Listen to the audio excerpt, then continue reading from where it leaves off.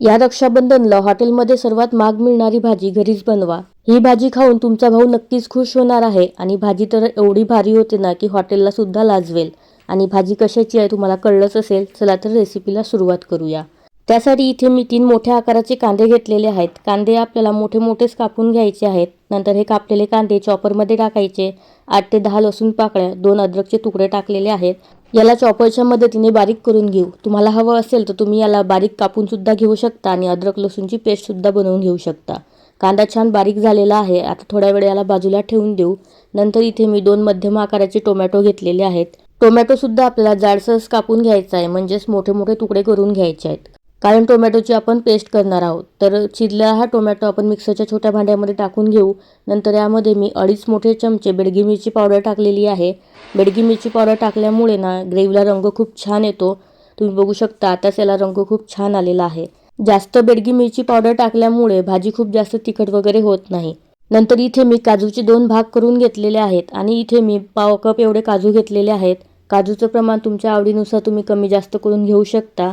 नंतर हे काजू आपल्याला तळून घ्यायचे आहेत किंवा फ्राय करून घ्यायचे आहेत। तर त्यासाठी कढईमध्ये 1 पळी तेल टाकायचं आणि हे काजूचे तुकडे यामध्ये टाकून यामध्ये थोडंसं मीठ आणि थोडीशी बेडगी मिरची पावडर टाकून हलका तांबूस रंग येईपर्यंत याला तळून घ्यायचं किंवा फ्राय करून घ्यायचं आहे। काजूला रंग बघू शकता सुंदर आलेला आहे। आता याला आपण तेलामधून बाहेर काढून घेऊ।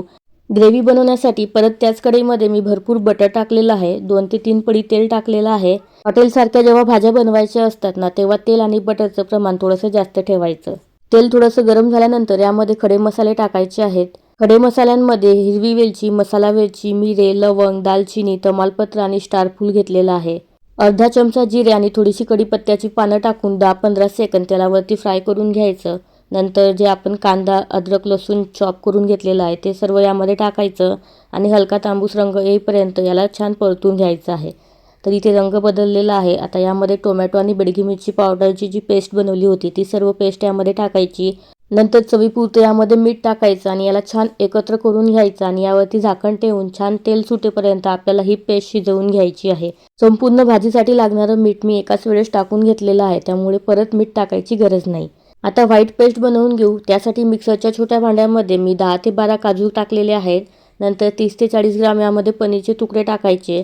नंतर 1 मिल्क पावडरचं पॅकेट टाकायचं आहे, जे 10 रुपयाला डेअरी व्हाईटनर भेटतं ते टाकायचं। याची छान थोडंसं पाणी टाकून पेस्ट बनवून घ्यायची।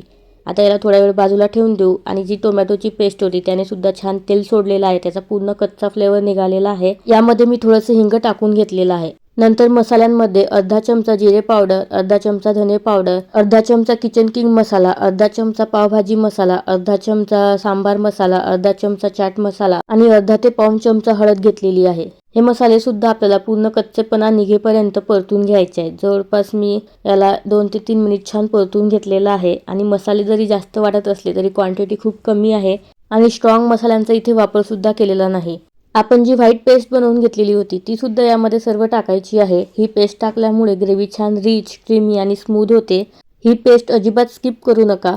नंतर यामध्ये पाव वाटी दुधावरची साय किंवा साय नसेल तर फ्रेश क्रीम सुद्धा टाकू शकता। नंतर 1 ते 2 चमचे यामध्ये मी टोमॅटो केचप टाकलेला आहे। आता हे सर्व साहित्य छान तेल सुटेपर्यंत परतून घ्यायचं। नंतर यामध्ये पाणी टाकायचं आहे। तर इथे मिक्सरचं भांडं विसळून यामध्ये मी पाणी टाकून घेतलेलं आहे। अंदाजे 1 ते सव्वा ग्लास यामध्ये पाणी टाकून घेतलेलं आहे। आता याला सुद्धा छान मिक्स करून घेऊ आणि उकळी आल्यानंतर यावरती झाकण ठेवायचं आणि सर्वात कमी आचेवरती अंदाजे 20 ते 25 मिनिट ही ग्रेव्ही शिजवून घ्यायची आहे। जेवढी जास्त तुम्ही ही ग्रेव्ही शिजवून घेणार ना तेवढीच ही भाजी किंवा ही जी ग्रेव्ही आहे खूप जास्त चविष्ट होत जाते। प्रत्येक 4 ते 5 मिनिटांनंतर यामध्ये चमचा फिरवून घ्यायचा, ना तर ग्रेव्ही तळाला लागून जळू शकते। तर इथे मी याला 25 मिनिटं छान शिजवून घेतलेलं आहे। तुम्ही बघू शकता याने तेलसुद्धा मस्त सोडलेलं आहे आणि छान घट्टसुद्धा झालेली आहे। आता यामध्ये तळलेले काजू टाकायचे आणि याला सुद्धा एकत्र करून घ्यायचं। या तळलेल्या काजूपैकी थोडेसे काजू मी साईडला काढून ठेवलेले आहे सजावटीसाठी। नंतर अर्धा चमचा कसुरी मेथी पावडर टाकलेली आहे आणि थोडीशी बारीक चिरलेली कोथिंबीर टाकायची आणि याला सुद्धा छान एकत्र करून घ्यायचं। काजू टाकल्यानंतर फक्त 1 ते 1.5 मिनिटच आपल्याला ही भाजी शिजवून घ्यायची आहे। तुम्हाला तर कळलंच असेल की आज आपण काजू करी किंवा काजू मसाला तयार केलेला आहे। या काजू मसाल्याबरोबर तुम्हाला हवं असेल तर तुम्ही यामध्ये पनीरचे तुकडे सुद्धा टाकू शकता। भाजी आणखी सुंदर दिसण्यासाठी जे तळलेले काजू आपण साईडला ठेवलेले होते त्यापैकी थोडेसे यावरती ठेवायचे. नंतर थोडीशी कसुरी मेथी पावडर टाकायची, थोडीशी बेडगी मिरची पावडर टाकायची, थोडीशी बारीक चिरलेली कोथिंबीर टाकायची आणि थोडंसं बटरसुद्धा मी यावरती टाकलेलं आहे. बटर टाकणं ऑप्शनल आहे. नंतर जे दुधावरची साय आहे ती सुद्धा मी 1 ते 2 चमचे यावरती टाकून घेतलेली आहे. आता झाकण ठेवून घेऊ आणि फक्त अर्धा मिनिट ही भाजी आपण सर्वात कमी आचेवरती शिजवून घेऊ. नंतर गॅस बंद करून घ्यायचा आणि इथे तुम्ही बघू शकता मस्त बटर वितळलेलं आहे आणि याला तर्रीसुद्धा अप्रतिम आलेली आहे. आपली इथे काजू करी हॉटेलपेक्षा सुद्धा चविष्ट अशी तयार झालेली आहे आणि या पद्धतीने एकदा घरी नक्की बनवून बघा, कारण हॉटेललाही लाजवेल एवढी चविष्ट ही भाजी तयार होते. बघून तुमच्या तोंडाला पाणी नक्कीच सुटलं असेल. आणि तुम्हाला काजू करी कशी वाटली कमेंट करून नक्की सांगा. आवडल्यास व्हिडिओला लाईक आणि शेअर नक्की करा.